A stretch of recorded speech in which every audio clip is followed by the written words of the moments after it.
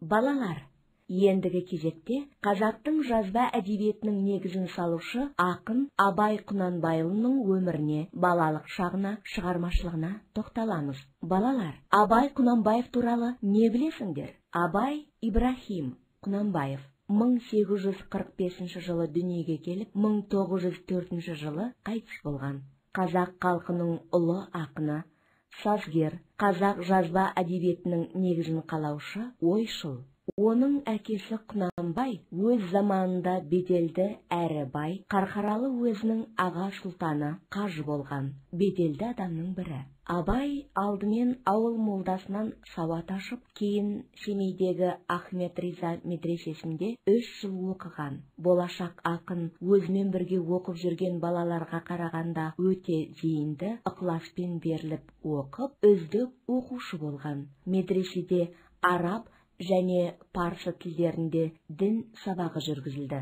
Оқып жүрген кезінде ол өз бетімен шығыс елдерінің шығармаларын араб, Иран, Шағтай, ескі өзбек, орыс тілімен, әдебиетімен танысады. Ол алғыр, зерек болып өсті. Абай 13 жаста ел ісіне араласады.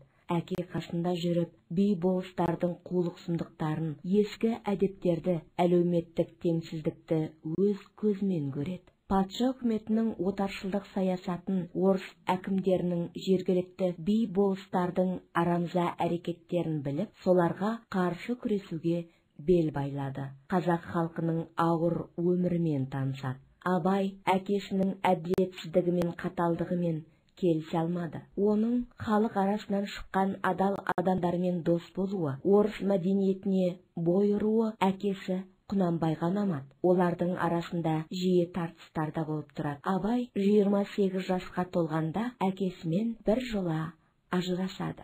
Абай қазақ ертегілері мен аңыздарын, өлеңдері мен жырларын, мақал мәтелдері мен жұмбақтарды бала кезінен естіп, бойына сіңіріп өсті. Сол замандағы айтыстардың, шешендер мен билер дауының куәгері болды. Әншілер мен күйшілерді тыңдады, естіді. Халықтың ауыз әдебиеті жинақтары мен ауыз әдебиеті үлгілерін оқып танысты. Ол енді орыс тілін үйренуге ұмтылады. Ақын Михайловпен және Долгополовпен жүзбе-жүз дос болуы көп нәрсеге жаңаша қарауға түрткі болды. Абайдың бұл екі досының екеуі де ғалым адамдар еді.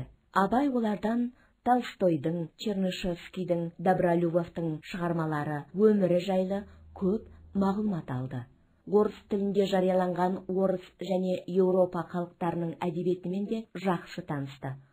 Пушкин, Гете, Шиллер, Байрон, Лермонтов, Крыловтың туындыларын қазақшаға аударды. Абайдың жаз, күз, қыс, жазғытұрым, желсіз түнде жарғай, тағы басқа өлеңдеріндегі туған жер табиғатының әсем көріністері, адамдардың күнделікті тыныс тіршілігі, балалардың отанға, елге, туған жерге, бауырларына, ұлтына адал еңбек етуге тәрбиелеумен сипатталады. Қазақ елі Абай өмір сүрген қиын қыстау кезеңі ақын сөзімен: қалың елім қазағым, қайран жұртым, ұстарасыз аузыңа түсті мұртың деп сипаттайды. Абай ақын ғана емес, сазгер, музыкант, халық музыкасын терең біліп бірқатар әндер шығарды. Оның әндері «Айттым сәлем қаламқас», «Сегіз аяқ», «Қараңғы түнде тау қалғып» сияқты әндері елге танымал. Абай Құнанбаев 1904 жылы 59 жасында дүниеден өткен. Абайдан қалған асыл мұра дүние жүзі халықтарының игілігіне айналды. 1995 жылы ЮНЕСКО шешімімен Абайдың туғанына 150 жыл толуы әлемдік деңгейде тойланып өтті. Бұл әлем халқының Абайға деген үлкен құрметі.